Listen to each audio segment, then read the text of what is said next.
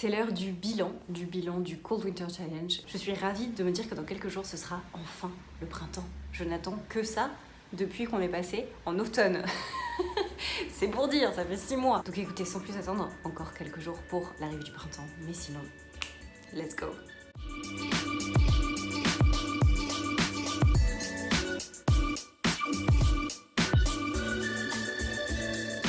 Pour vous spoil un petit peu, ça a été un bilan pas mitigé puisque ça s'est plutôt bien passé dans l'ensemble, mais par contre je n'ai absolument pas respecté. Non, c'est pas vrai, pas absolument, je dis n'importe quoi. Je n'ai pas vraiment respecté ma palle. J'ai changé car certains livres de catégorie, enfin c'était un peu... Ça s'est pas moins bien passé que le Pumping Action Challenge, mais c'était un peu plus... Un peu plus n'importe quoi. J'ai pas juste pioché mes livres dans ma petite palle que je m'étais faite au préalable. Mais bon, c'est pas grave, le challenge est terminé, j'ai quand même complété la plupart des catégories, je suis contente, j'ai lu des livres, voilà, il m'en faut pas plus. Le premier menu s'appelait Magie de Noël et la première catégorie était Coupe de champagne. Pour ma part, j'ai lu L'amant de Marguerite Duras dans cette très belle édition de France Loisirs que j'avais trouvée en boîte à livres. Écoutez, comme quoi, faites les boîtes à livres de votre ville, c'est toujours utile. Ah oui, j'ai juste oublié de vous dire, il y a certains livres dont je vous ai déjà parlé, donc je vais pas y revenir pendant ce bilan. Pour voir ce que j'en ai pensé, vous avez mon point lecture et le 24 heures readathon que j'ai sorti il y a 2 semaines pour le point lecture et la semaine dernière pour le readathon. Voilà, donc je ne reviendrai pas dessus. Pour ceux dont je n'ai pas parlé, c'est le cas de celui-ci, et bien je vais m'attarder un petit peu plus. Ok, donc pour L'amant de Marguerite Duras, c'était le premier écrit, il me semble que je le lisais en entier puisque j'ai fait un bac littéraire, donc j'ai eu affaire à certains de ses écrits déjà. Mais vous savez, c'était juste des petits extraits de livres qu'on étudie en cours. Dans tous les cas, ça a été une lecture assez singulière puisque, sincèrement, je me rappelais plus vraiment de l'écriture de Marguerite Duras. Je savais que c'était un petit peu atypique, mais c'est vraiment, en fait, au-delà de atypique, c'est que c'est super brut. Non pas que c'est mauvais, bien évidemment, mais ouais, c'est ça, c'est que c'est super singulier, c'est très brut. C'est comme si elle s'est penchée, en fait, mais de façon travaillée. C'est un peu étrange à dire, ça a été une expérience assez étrange, puisqu'elle les met sur papier vraiment ses écrits sans mettre les formes, en fait. Pas dans le sens c'est mal écrit, mais plus sans mettre les formes dans le sens c'est très abrupt en termes d'émotion, en termes de langage. Genre elle parle de ses membres de sa famille, elle les dénigre à certains moments, elle dit à certains moments qu'elle veut les tuer, enfin c'est... Je vous avoue que je m'attendais pas vraiment à ça en lisant ce livre, même avec la relation qu'elle décrit concernant cet amant. C'est aussi très brut, non pas que c'est du sexe sale, mais c'est plus dans sa façon de penser, dans son ressenti par rapport à sa sexualité, etc. Ça a été une première introduction à l'amant, ça n'a pas été une mauvaise lecture, mais je vous avoue que j'ai été assez dubitative face à cet écrit. Je vais voir pour la suite, j'en ai d'autres dans ma palle. Il me semble que j'ai Un barrage contre le Pacifique, pour sûr.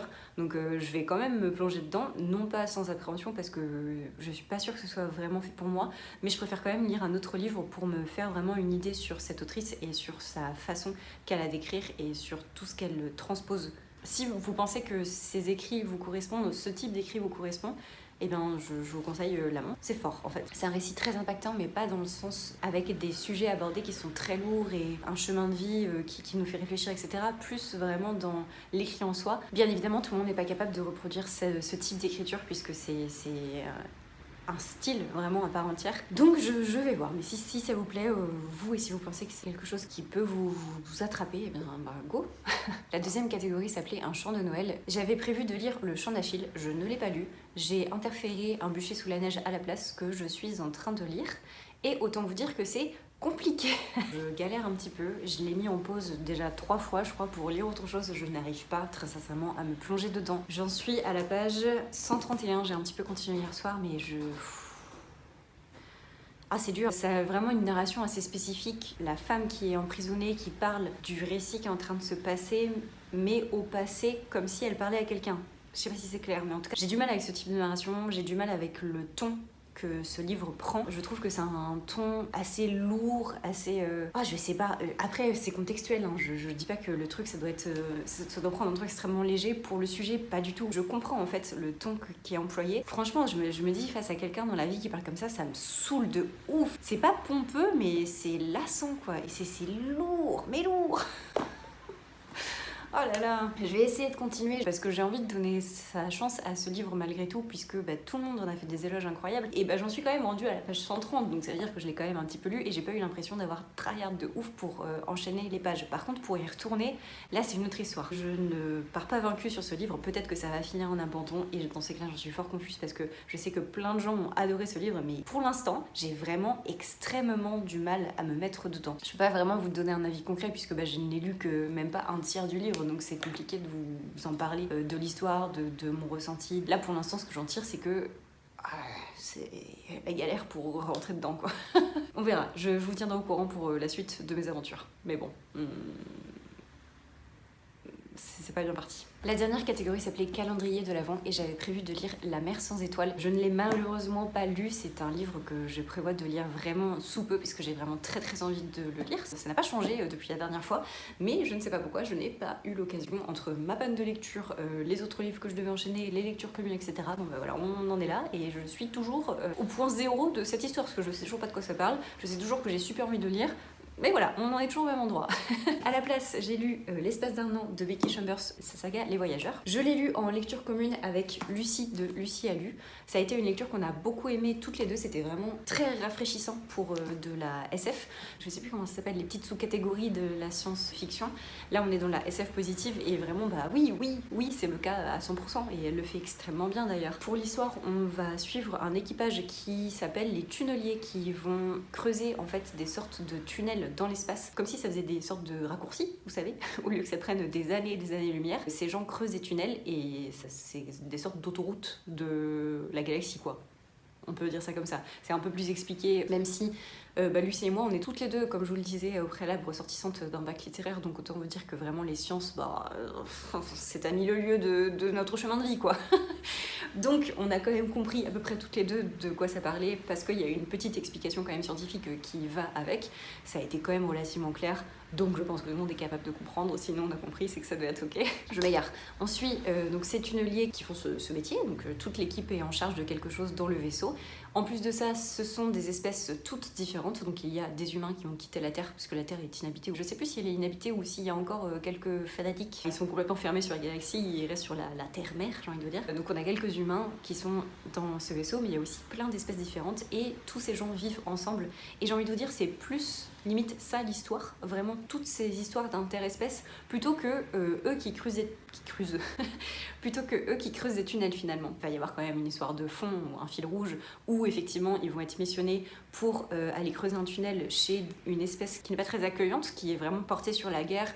Même eux, dans leur comportement, ils s'entretuent très facilement et ça pose aucun problème à l'espèce entière, j'ai envie de vous dire. Donc il y a aussi une question de est-ce que les espèces qui ont créé cette alliance au sein de la galaxie ont envie d'intégrer une espèce qui est extrêmement violente dans leur cercle finalement. Donc ça, c'est l'histoire vraiment de fond, le fil rouge, mais on suit toute cette acceptation des autres, toute cette découverte des différentes cultures de chacun, des différents comportements de chacun, de comment est-ce que l'un trouve absurde le comportement de l'autre sans aucun jugement. Enfin, parfois si, mais en fait il y a tellement une ouverture d'esprit puisque c'est tellement ancré chez eux que la galaxie et les interespèces vivent entre elles qu'on a vraiment un tout autre point de vue que ce que nous on vit actuellement avec d'autres cultures qui pourraient exister dans le monde en fait. Je trouve qu'il y a vraiment une ouverture d'esprit énorme à leur échelle bien évidemment. Après, tout n'est pas blanc bien sûr. Il y a toujours des gens qui dénigrent certaines espèces, etc.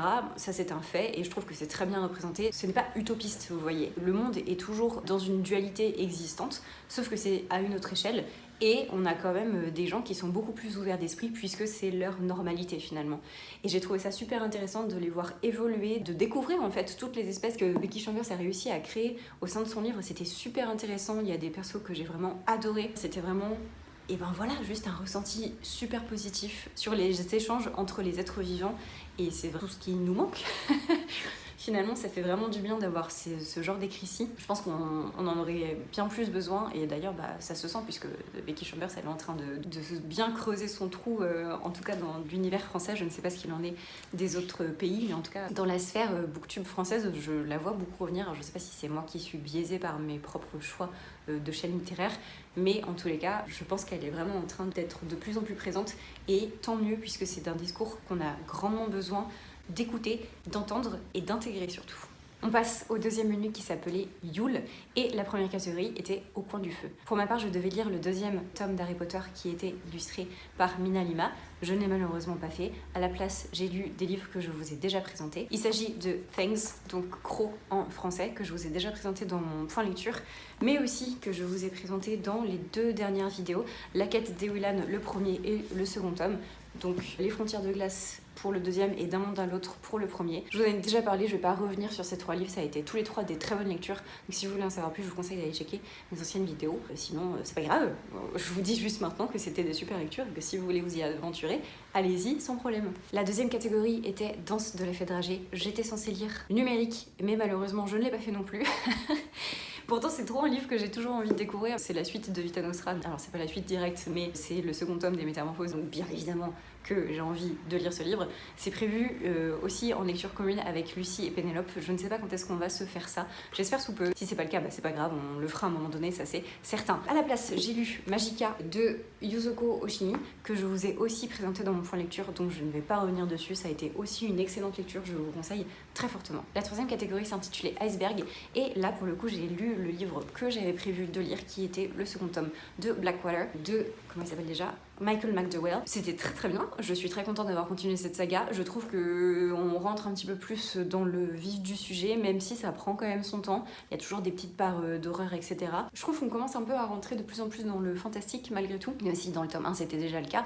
Mais là, la fin présage quelque chose, je trouve, d'un peu plus fantastique que ce dans quoi on a été plongé jusqu'à maintenant. Donc écoutez, on verra.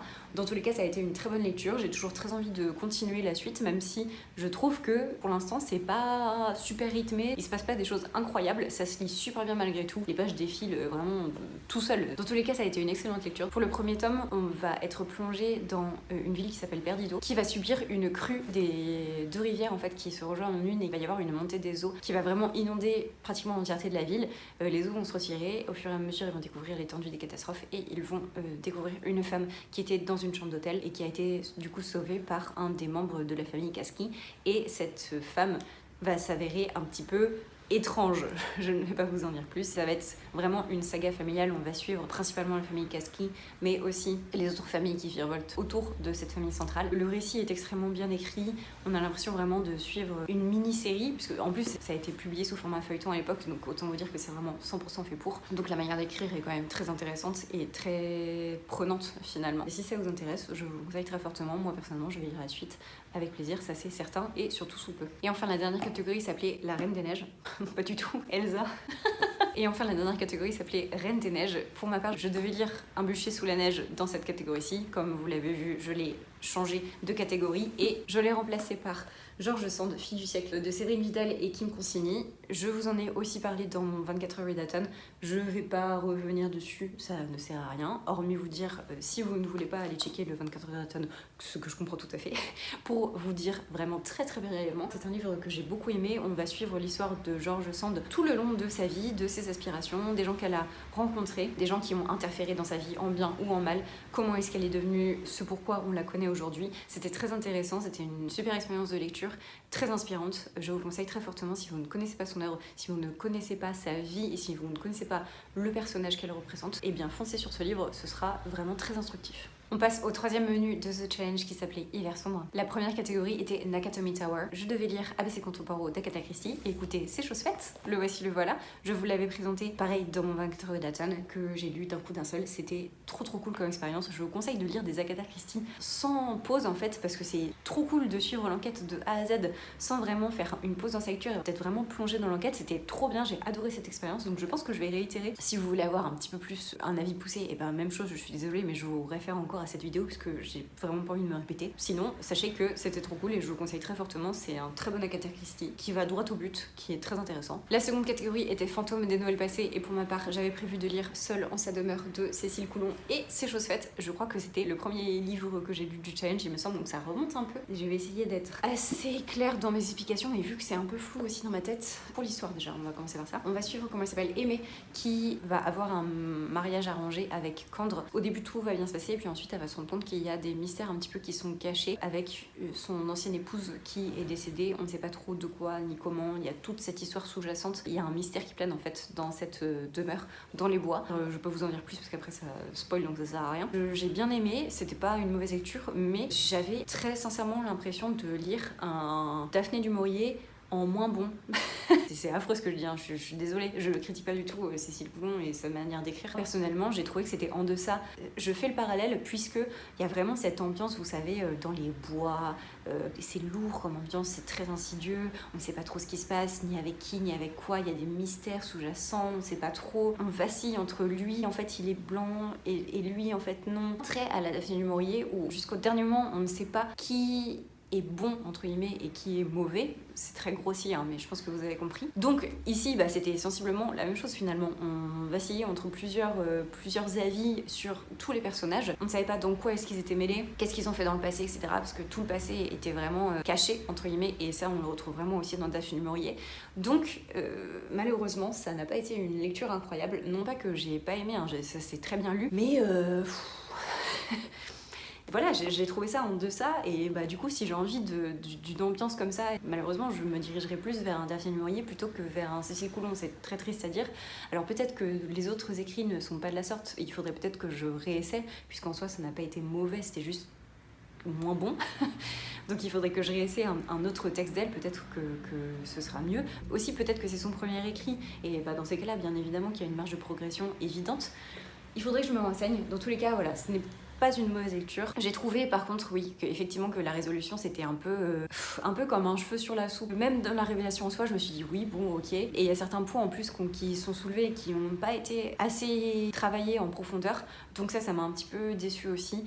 Donc voilà, c'est vraiment un avis bif bof sur ce livre concrètement. Et enfin la dernière catégorie s'appelait Nuit du solstice et j'ai lu pour ma part La boîte lumineuse de Seiko Erizawa, dont je vous ai aussi déjà parlé dans mon point lecture, donc je ne vais pas y revenir non plus. J'ai l'impression de vous présenter un livre et de vous forcer à aller voir d'autres vidéos que j'ai fait. Je suis vraiment désolée, mais c'est vraiment juste que je n'aime pas la redondance et j'ai pas envie de me répéter.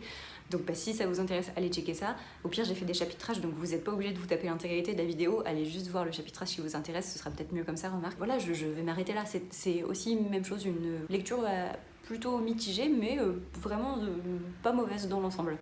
Si ça peut vous donner des petits indices déjà, si vous n'avez pas envie d'aller voir le reste. On passe aux dernières minutes de ce challenge qui s'appelait Marcher dans la neige.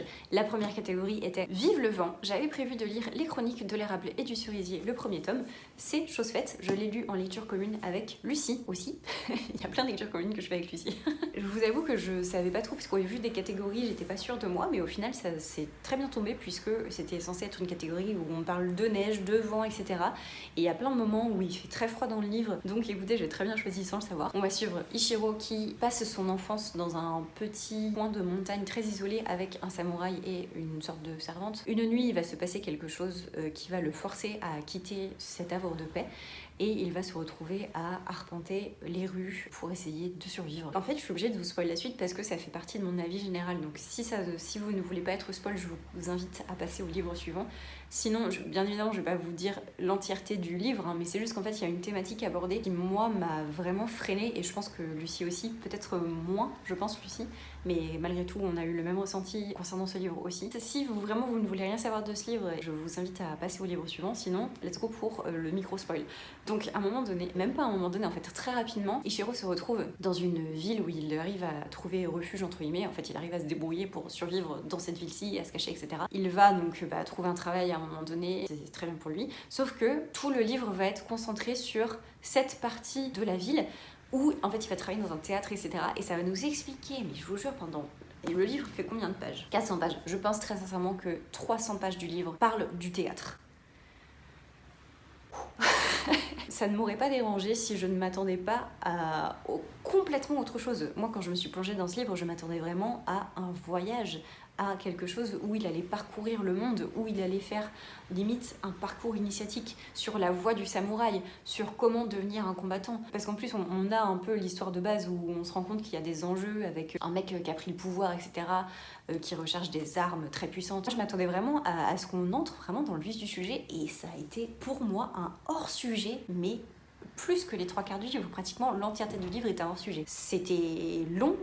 Heureusement, très sincèrement, qu'on le lisait en lecture commune avec Lucie et que du coup on arrivait à en parler pendant qu'on le lisait et que je pense que ça nous a un peu entraînés dans le truc toutes les deux. Mais c'était trop. Franchement, je le relirai jamais ce livre, c'est sûr. Ça m'a saoulée. Le théâtre, j'adore ça, mais là vraiment, je n'ai clairement pas signé pour ça. Et pour moi, c'est pas possible. Non pas que c'était inintéressant parce que on l'a lu super vite avec Lucie. C'était juste que vraiment ça se... Non. Moi, je m'attendais à des samouraïs qui se bagarrent, en fait. Je voulais de la bagarre. Il n'y a pas du tout une bagarre dans ce livre. Il y a eu du théâtre. Non, c'est pas du tout pareil. Il parle extrêmement de nourriture aussi, ça m'a fait trop rire parce que Lucie, à chaque fois qu'il parlait de nourriture, elle voulait trop manger, c'était drôle. Heureusement, très sincèrement, qu'il y a la fin et que la fin nous ouvre un petit peu les horizons. Peut-être qu'on est reparti dans une aventure, franchement je l'espère parce que sinon j'arrête en fait. Et Lucie aussi d'ailleurs, c'est la même chose. Je pense que si on repart dans un tome 2 qui est autant hors sujet que ce tome, on arrête. Donc on va voir la suite, comment ça se passe. On va se plonger dans le tome 2 qu'on va lire sous peu, je pense. Mais oh là là, ce premier tome, c'était pas possible en fait. Vraiment, juste prévenez si vous faites des hors-sujets comme ça. Il faut prévenir ses lecteurs s'il vous plaît. La deuxième catégorie s'appelait Pommes de pain et j'avais prévu de lire le premier tome de Six of Crows que j'ai fait en lecture commune avec Jurassic Jones. Je sais pas si elle l'a fini, remarque, je crois qu'elle devait le finir aujourd'hui. Moi je l'ai fini il y a déjà 2 jours de ça, donc ça a été le dernier livre concrètement de mon Cold Winter Challenge. Concernant l'histoire, on va suivre Kaz qui est un petit peu le leader d'un gang dans Ketterdam, donc une ville de malfrats. Tout son gang, ou du moins les personnes qu'il a sélectionnées, vont être amenées à faire le plus gros casse de l'histoire qu'ils n'ont jamais fait dans un truc limite imprenable. C'est dans le Grishaverse, hein, donc si vous connaissez Grisha, on a quand même des Grishas qui interfèrent, etc. Il y a des histoires de drogue, des histoires de...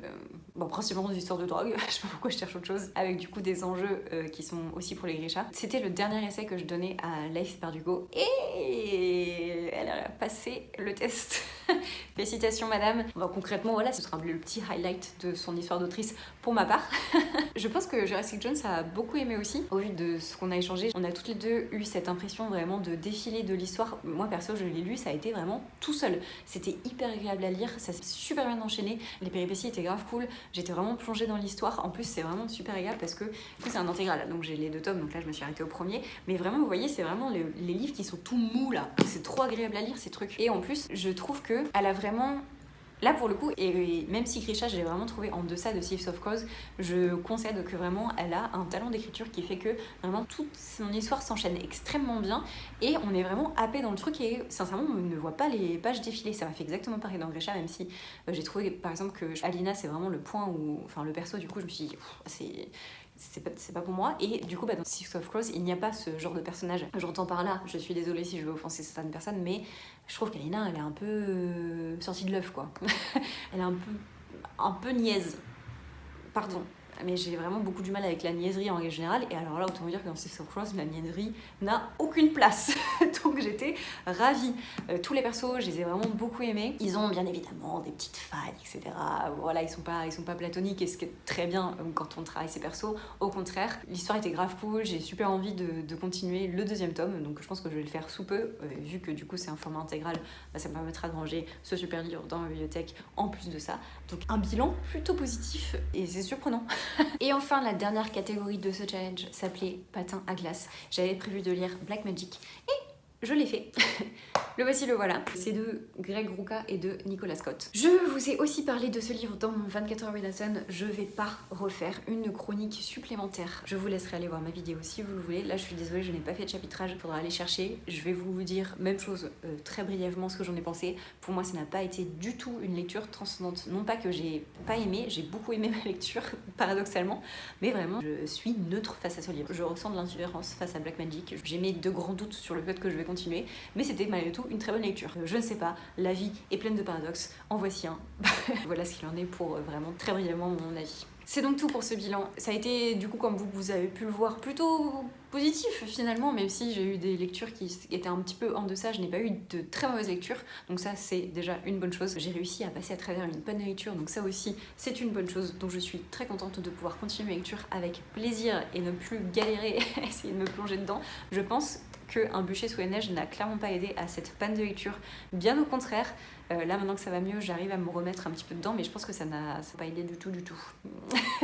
Merci, un bûcher sous la neige. J'espère que pour vous, ce challenge s'est bien passé. N'hésitez pas à m'en parler en commentaire si vous le voulez. Et puis sur ce, je n'ai plus qu'à vous souhaiter de très bonnes lectures et je vous dis à très bientôt. Bisous.